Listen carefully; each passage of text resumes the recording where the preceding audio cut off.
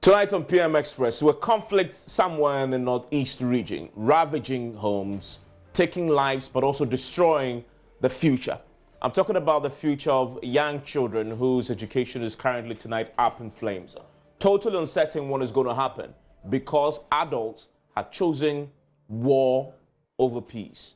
The defense minister, Dominic Nitiwo, who himself has been at the center of a lot of accusations, is in the region currently, trying in a desperate attempt to broker peace. His attempt has been criticized tonight, and tonight we're going to be examining the attempt he's made to try and get to the bottom of the matter and bring peace to the people there. Several lives have been lost in Chereponi over the last few years. This year, it's been raging on and off. The last few weeks, it has erupted again. Many lives have been lost again. And it is where tonight we focus. Because of its impact on lives, we have heard so much from the politicians, from the chiefs, from the people themselves who are bearing arms, and so little from those actually bearing the brunt of this all, the women and the children. And so tonight we want to shed the light on these lives, the lives that are struggling to survive in that part of the country. The cost of the conflict is what is coming home very strongly. And so tonight, join us as we interrogate that. My guest who will be joining us shortly, right now, already joining us via live link, is Dr. Kwesi Enning, the security analyst. Is the head of research at the Kofi Annan International Peacekeeping Training Center, and he joins us live there via live link. Doc, thank you very much for joining us here on PM Express. And we'll also be joined shortly by Chukwuemeka Eze. He's the Executive Director of the West African Network for Peace Building. Also joining us shortly is Emmanuel Kuting, who is Executive Director of the Africa Center for Security and Counterterrorism. We start tonight from where we began, which is the real lives affected by this. I want you to watch this conversation that my colleague, head of the security desk, Gipti Ando-Apia, who is traveling with the defense minister, had with these young pupils in a junior high school preparing to write the BECE, the basic certificate exams, and telling the story, the heartbreaking story of how this is affecting their lives. Watch. The situation that we found at the Chereponi EP JHS is the same here. Here we have two different schools put together. They are all BECE candidates and they are supposed to be writing the exams next month. Like we said, at the other side, they've also lost contact hours. I'm not sure how many hours or contact hours they've lost, but over there we know that they've lost about more than a month of contact hours with the teachers. I'm going to find out from these students whether or not they are ready for the BECE, and these are all parts of the effect of the conflict. Let me start talking to you. You are the girls prefect, right? Oh, there is a girls prefect. Okay. So there are about, I'm told that there are about 93 candidates, 93 BECE candidates at the Chereponi DA JHS. Yeah, we've been learning in our various houses small because this conflict has had so many effects on us. We've not been able to come to the school here to study along with our teachers. So we've been studying in our house alone. How is the studies? How is it like when you have to study in the house? How is it like? It's not all that effective because when we hear the gunshots around the neighboring villages, we are not able to learn like the way we used to do because there is fear in us. And some of our colleagues in the various villages that have run away. Now our number is less here because of the conflict. Others have run away. Feel sad about the conflict that has just happened because when we are in our various houses, we are not able to learn like the way if you are in the school and we will learn. Some of us, our village is near outside the conflict started. So if you are learning and you heard the gunshot, you will not be able to learn like the way you used to do, and there will be fear in you. And when there's fear in you, what do you do based on this fear? What do? You just sit down, and what do you usually do? What happens? If the fear comes in you, you will not be able to learn. You just close the book and you sit down. So are you prepared? How are you? How do you feel you are well prepared for the exams? Are you well prepared? You can't say. Somehow we are not prepared. As at now, when we are in our various houses, we cannot do anything about it. So they should please stop the conflict, because this year the cut-off grade is grade 25, and as we are in the house, we cannot do anything. I'm crying because we are suffering. The government should do something about this conflict, because it is really affecting we the BECE candidates, because the cut-off grade is grade 25, and if we are not learning, what are we going to do in the BECE? So we cannot do anything. So please appeal to the two ethnic groups to please stop the conflict, and the government should do something about it so that it will help with the BECE candidate to get what he wants in the near future. That's a very emotional appeal there. That actually makes me very emotional as well. But it's a very difficult situation. It's a very difficult situation for the students here. And this, on my right, on my left, you have student of the Chereponi DA Junior High School, and on my right you have student of the Ando Junior High School. It's a very difficult situation for them, but they are hoping to be able to write the exams. So sometimes when in the midst of the conflict, we talk to politicians, the chiefs, those bearing arms, and we forgot the real lives at stake here. The lives that you have just heard and watched. Those really are the lives at stake here. And my guest who just joining me now in this, Dr. Inin is joining us by live link shortly. Also, as we dissect this matter, the defense minister is there. We'll come to him shortly and what he's trying to do, and whether that is the way to fix this protracted conflict. Mr. Kuting, we just watched there, and I was making the point earlier that we've been talking about Chereponi for a while. Many lives have been lost, but I think one of the things we haven't done as media, and I guess every group trying to fix this problem, is highlighting the real faces of the conflict, not the people bearing their arms. We seem to focus on the chiefs and the people bearing their arms, but the women and children who are directly affected by this. And I watched this today, and it brought the story home. This is you come from that part of the country. Yeah. So for a child, for a young girl like that, already just the mere fact that she's a girl alone, she's disadvantaged from the start. And then she struggles to study, to go and write a BECE. And because of conflict, because adults choose to fight, her dream is almost shattered. She can't write it. She's afraid what's going to happen. And we know in Ghana, if you don't sit like BECE, that's the end of you. That's the end of you. Yeah. And for a girl who is already disadvantaged just by being a girl, this is heartbreaking. And no wonder she couldn't hold back her tears.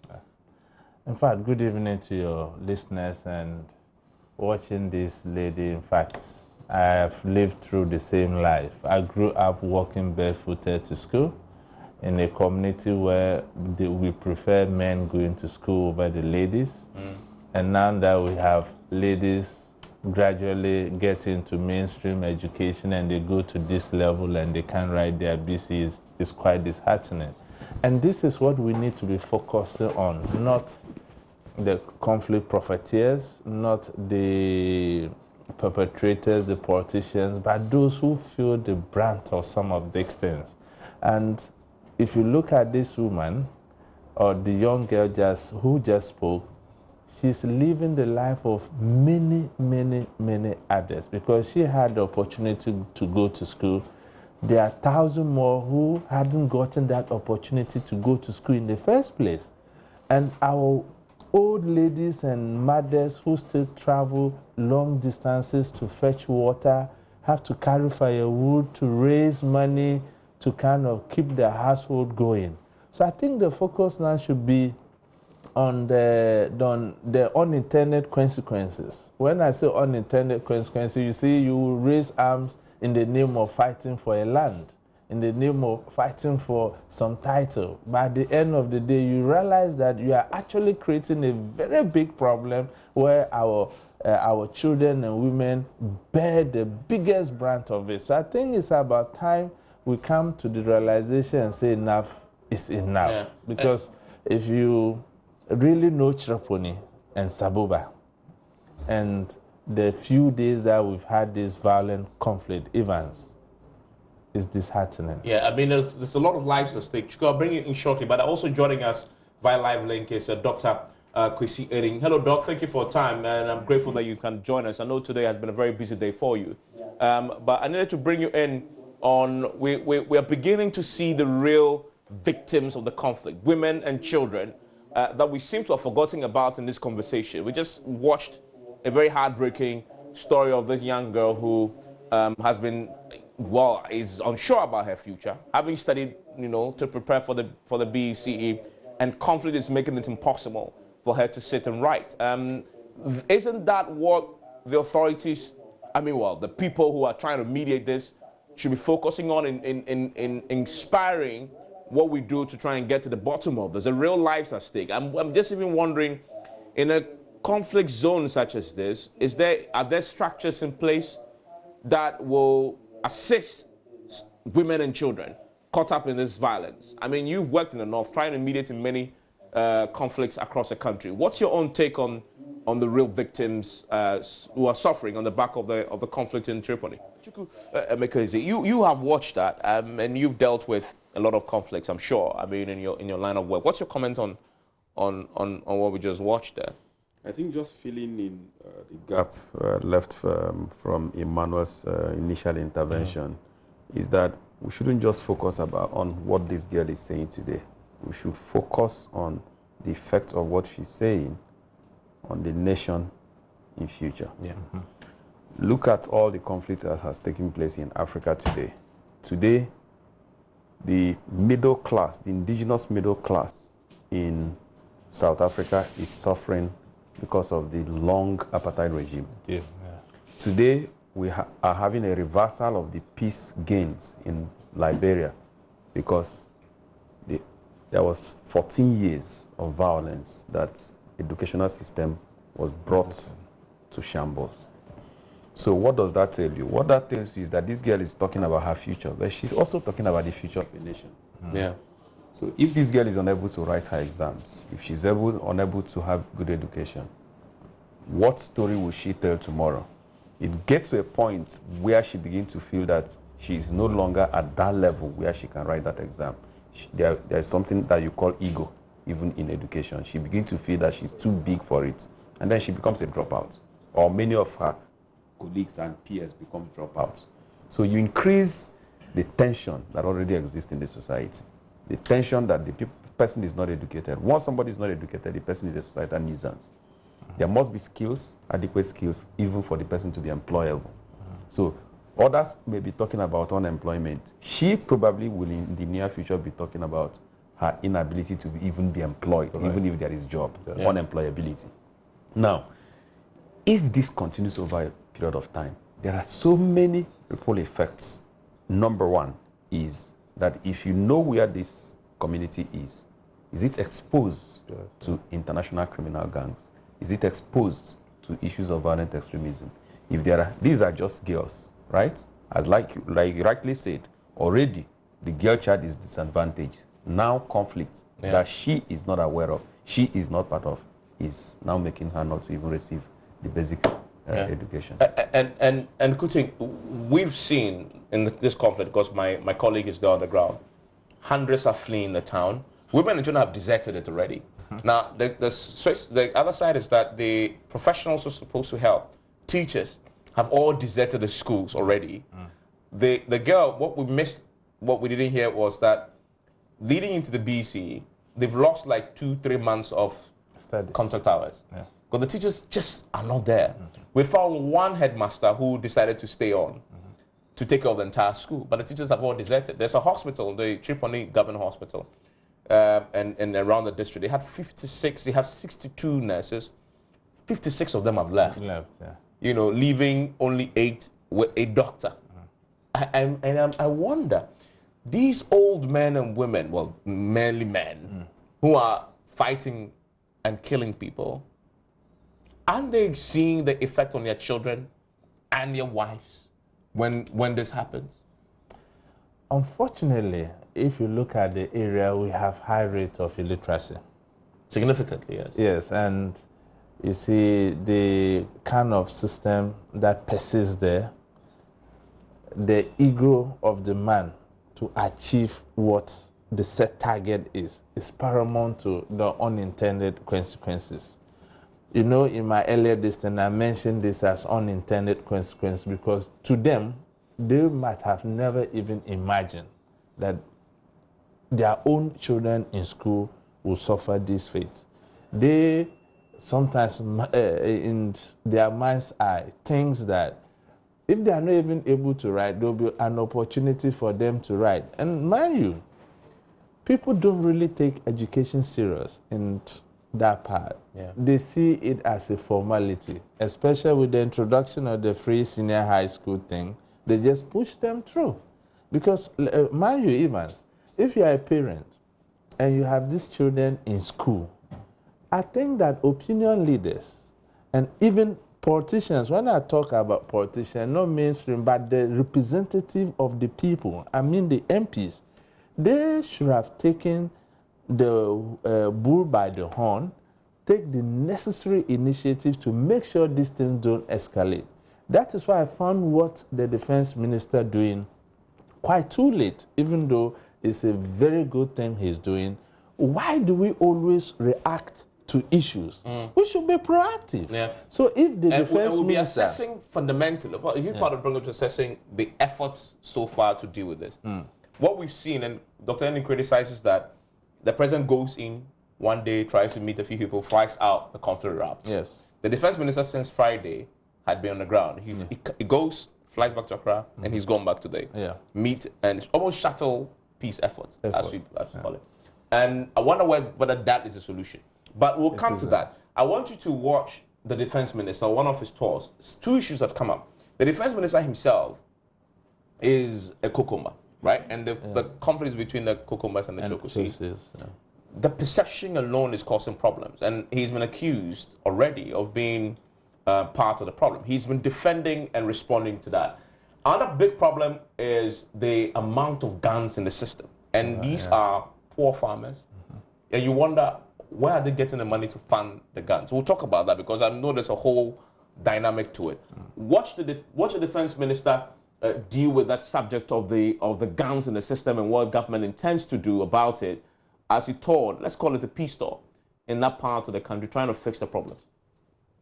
Of small arms smuggling is a very big problem for us as a nation. West Africa in general, small arms smuggling is a big problem. And it's everywhere. Everywhere there have always been conflicts. Small arms smuggling is a big issue to us. And I think that we need to resolve those matters and see. That's why we are asking the Small Arms Commission saying that we should track and mark every small arm that is in the system. But of course, you only mark those who are legal. But when those who are selling the thing illegally, it's difficult to be able to mark it. But we are taking steps. Especially in the north. Yes, because there are conflicts in the north here. But you know that bearer of arms here is banned. Since 1994, it's banned to hold arms in this area. So I can tell you that whatever arms you think people have here, they are illegal. It's an illegal activity. So, because holding a gun here in the first place is legal. Even the hunting gun is illegal. So what are you doing about it? Like I said before, through the Small Arms Commission, we are making sure that we are trying to retrieve all the small arms that are there. It's not just in the north alone, all over the country, especially the illegal ones, because you must have a license to hold any weapon in Ghana. You have to get a license from the police or the Interior Ministry. And so it includes the one that they use for musketry? Every small arm that can fire a live bullet and hit an animal needs to be licensed. So those that can fire, because I've seen people use pump action guns for musketry, you need to license it. Yeah. So you're working through the Arms Commission, but the Arms Commission itself says they don't have enough power. Of course, like I said, the Arms Commission is not directly under my ministry, it's that of Interior Ministry. But I'm saying to you that the Arms Commission has enough power to do that. The Minister of Interior is working very hard. I'm not a minister, but I know they're working very hard to ensure that they control this kind of arms smuggling within the system. It's not going to be easy, but I believe that within the period, we'll get there. So that is how he says they're going to deal with the arms problem. My fundamental question first to you, Chukwu, is where are the arms coming from? I mean, these are poor farmers. It's one of the poorest parts of this country. Yeah. You look behind me. This is what they live in thatched houses. So how are they able to afford these guns? Who is funding? Who is pumping the guns? I think the first thing to appreciate is that we are living in a sub-region where we have had several conflicts. So proliferation of arms is not peculiar to Ghana. We have Côte d'Ivoire, we have Burkina Faso, and so on and so forth. We have Mali, and then Is Chereponi close to any of these things? Yeah. Which of them? Togo, Burkina. Okay. And even of course, don't also forget that even around the Sahel, the end of Gaddafi also pushed a lot of arms into the system. That's number one. The second thing is that some of these arms we are talking about are also locally produced. Okay, so and getting it across from area where they are produced to those places is one of the easiest things that will happen. So arms are there. The tendency for arms proliferation in our sub-region, including But they are for sale, right? It's not for free. Yeah, they are for sale. So how are these poor peasant farmers? Now, don't forget that we have the conflict entrepreneurs. Who are these people? In every conflict, you have those who are direct beneficiaries. Sometimes they are actually called the shadow parties because they are difficult to be identified. Right.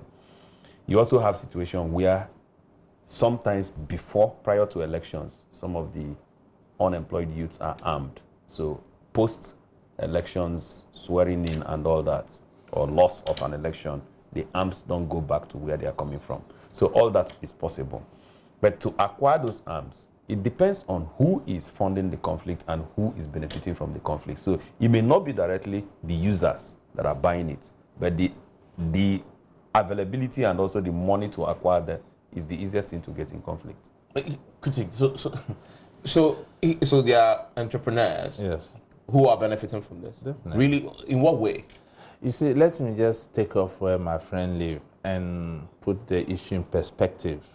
Sabuba Chereponi, their border town with Togo.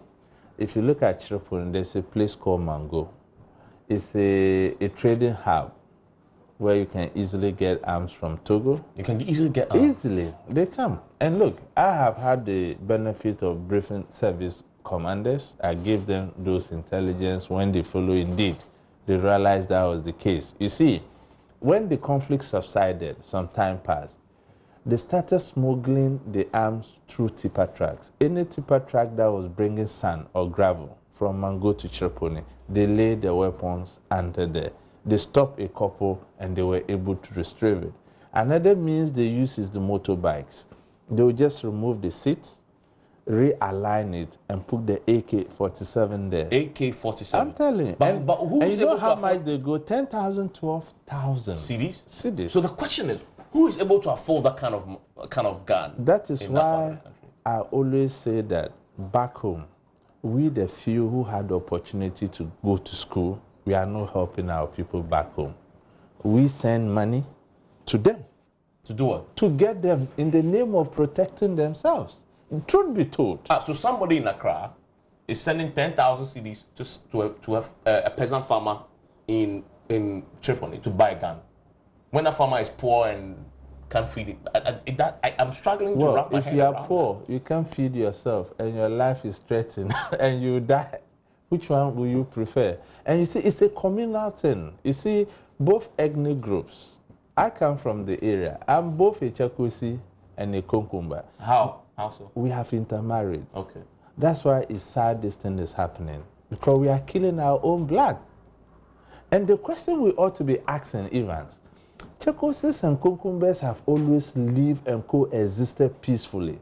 Why is it that when Chereponi came under the new region, this thing happened? This is a fundamental question we need to be asking ourselves. So what you're saying is, part of this latest eruption is a consequence of the raid demarcation. Exactly. If you read our press release we issued today, we're urging government to look at how they can refocus on the new and parent regions, especially how they can... Both of them used to be under which region? Northern region.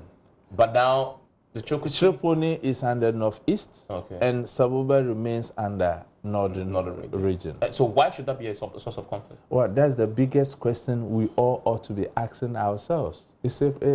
Let's investigate that. It's very crucial. And another thing we have not. In fact, effects of identity. Expand on that for me. Yeah, when people feel that their identity is trampled upon, people have lived in a particular environment over a period of time, and all of a sudden, they feel that that identity is being removed.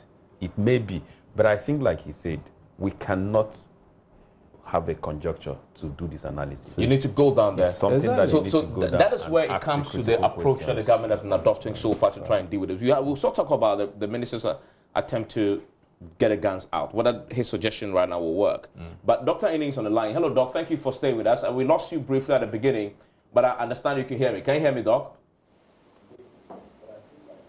Okay. So, Doc, loud and clear. I think it was the uselessness of the network. Yeah.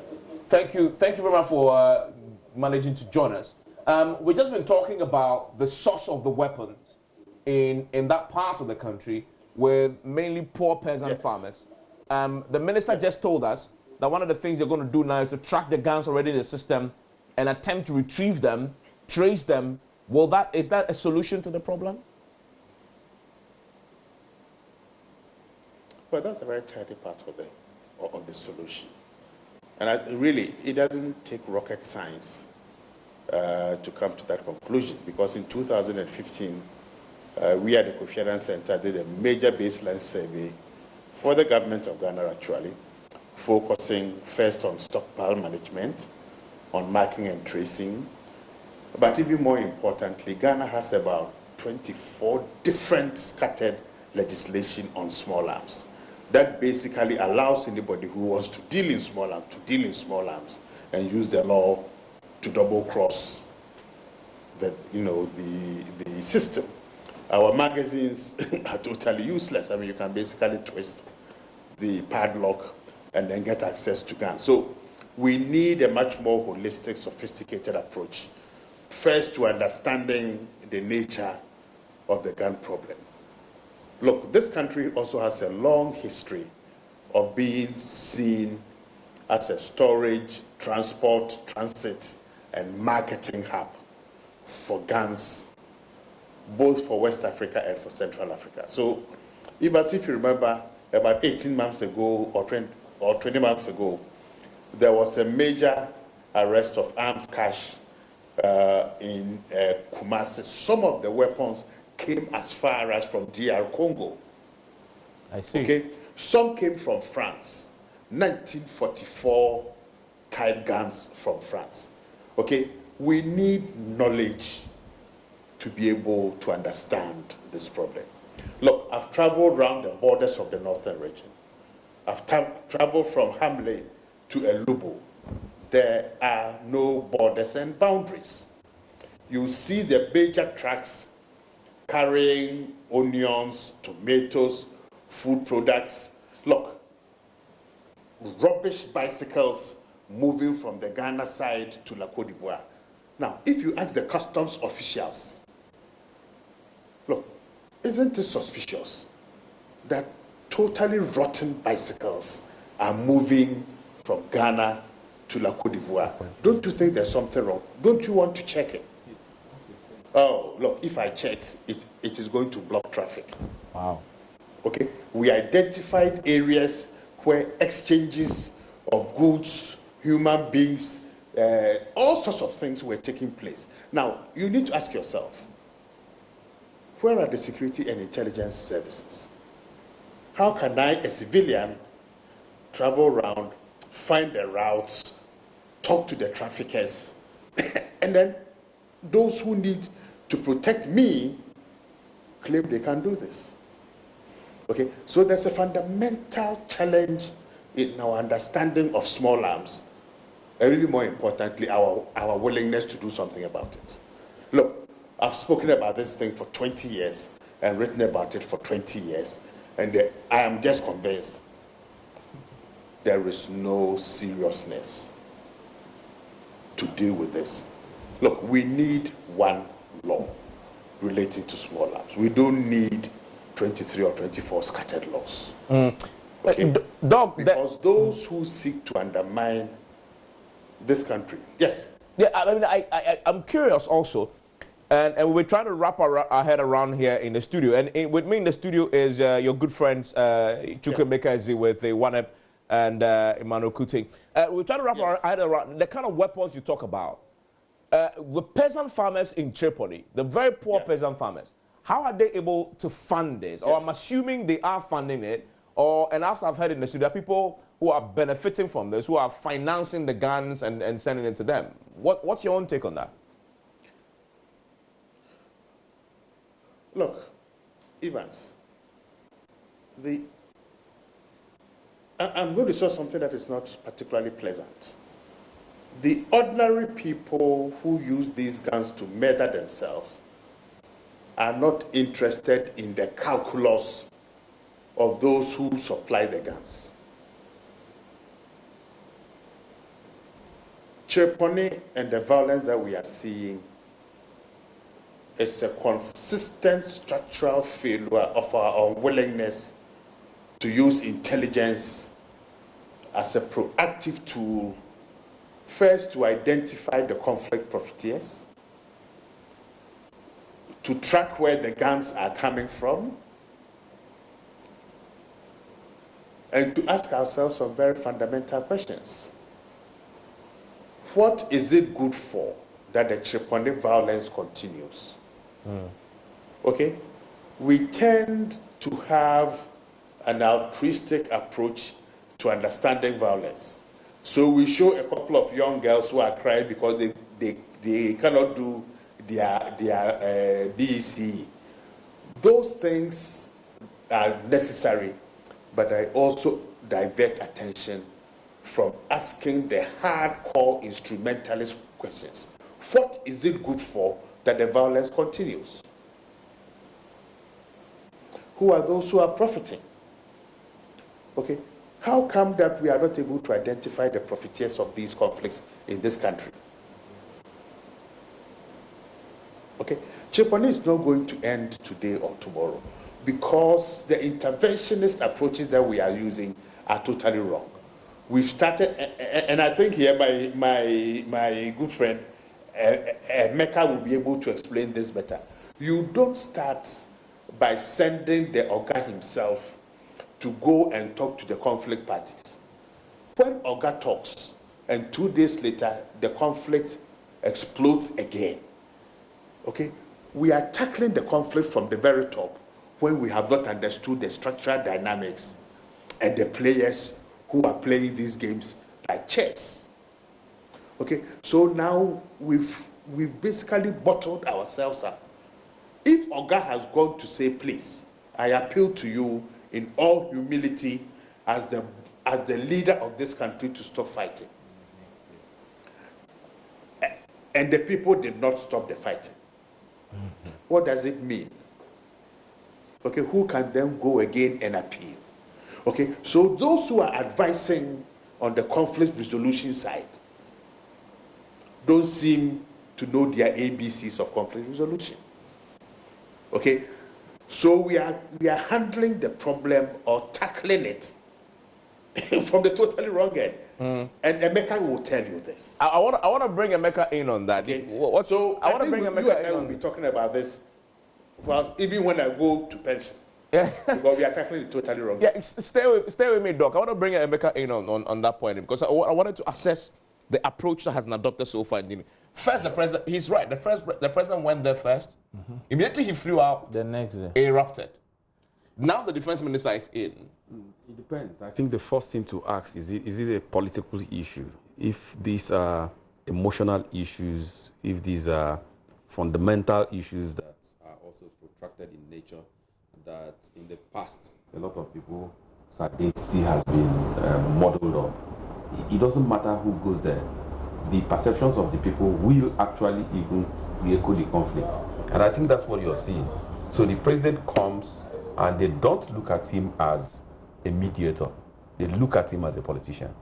And as a politician, he has a side. The defense minister goes, it now even reinforces the people's perception. They don't look at him as a peacemaker, which in my opinion is what his heart told him that he needed to go there to do, especially as somebody who is a stakeholder, an indigene. That's what his heart tells him.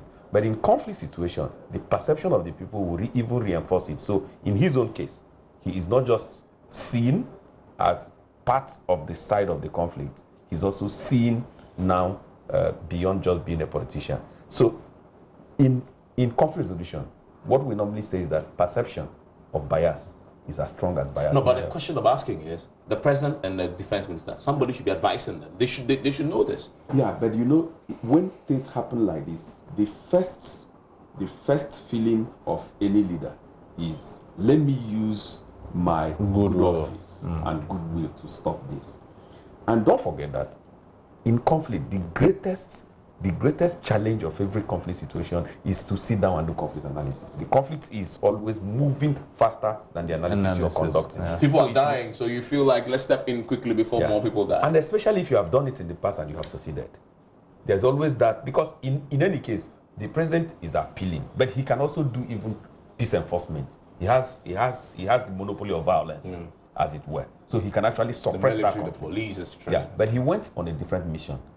You know, but what Dr. Eni is saying is very important, because if the loudest voice speaks and they did not hear, it also creates a confidence crisis in the resolution of the conflict. Yeah. So now the defense minister has gone after the president. So that's also procedurally a very wrong thing. So we've started from the top. It's sort of coming down now. Yeah. No, so if the defense minister leaves, it should have been bottom up. Bottom up from the base. And you see, to just add to that, we are in a secular society, but don't forget, Evans, the traditional authorities still will sway on the people. That's why when the Ashantehene, Ochehene, Togbafede speaks, the people listen. Look at these conflict zones. What are the authority of the traditional authorities? Saboba, for instance, have some kind of upheavals when it comes to the paramountcy. Two gates having a misunderstanding, Chereponi the same thing. So from what Dr. Kwesinim is saying, if government really meant well, the best way to resolving this conflict is to get in the chieftaincy institutions within these areas working. And you know why? Our people listen to their chiefs better than the politicians. No, and I wanted to ask a question. Chukwemeka raised the issue about the perception of the president as a politician. Are there political undertones to the Chereponi conflict? You cannot rule that out, because as a society and as a country, you know, we are so polarized on NDC and MPP. That is why initially, when the defense minister was going, he was advised to make it a non-partisan. That's why he carried both the NDC and the MPP members of parliament from the area, former members of parliament, former government appointee, just to erase that perception. And like he mentioned, any sense of perception is the same as perception. When we come back from this break, we'll deal with that perception, because the defense minister himself was directly confronted by that when he was in the Chokosi part of the conflict.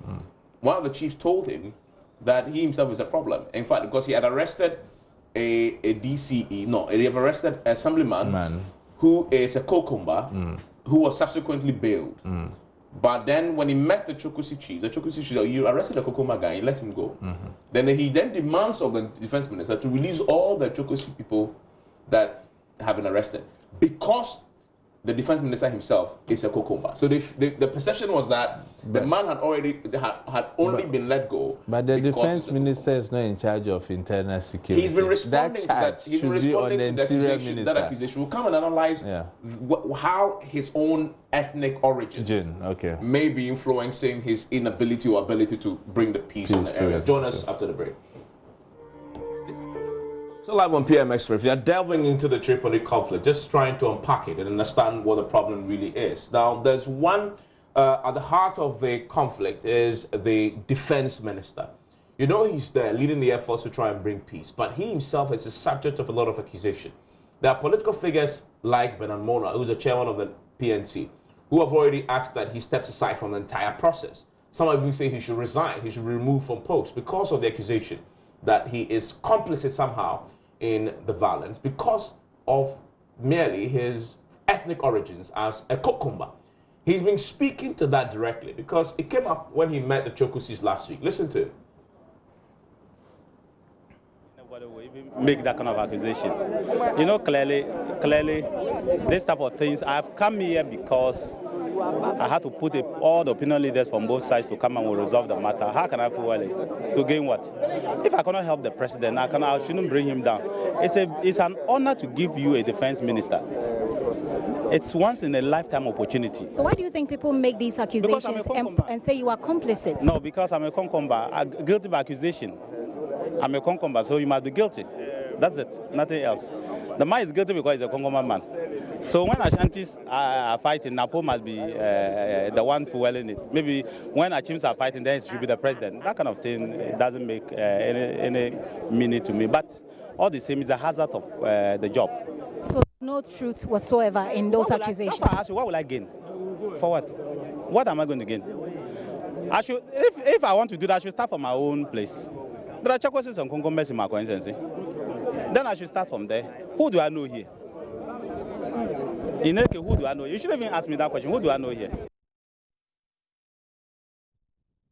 So that is the defense minister taking on the accusation that he accepts it. Yes, I'm Kokumba, but I don't have anything to do. But there's a perception problem that he's having to deal with in the Air Force. And the fundamental question is, should he be leading any mediation efforts in the first place, seeing that the other side see him as a problem? Let's bring in my guest on this. I want to start with Dr. Enning on this. Dr. Enning, we just heard from the defense minister, seeing that they see him as part of the problem, they accuse him of being a Kokumba, and therefore he says, I'm guilty by association.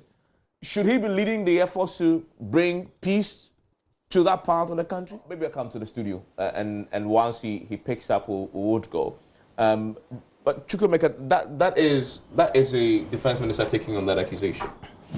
I really sympathize with my very good friend Dominic, the defense minister. He's a very good friend of mine. I've known him over a period of time. I do not think that he is guilty of bias. Yeah. Like I said, in mediation, once a party feels you're biased, the ethics says you have to withdraw. That's just the perception. Yeah, the perception is strong enough. You have to withdraw.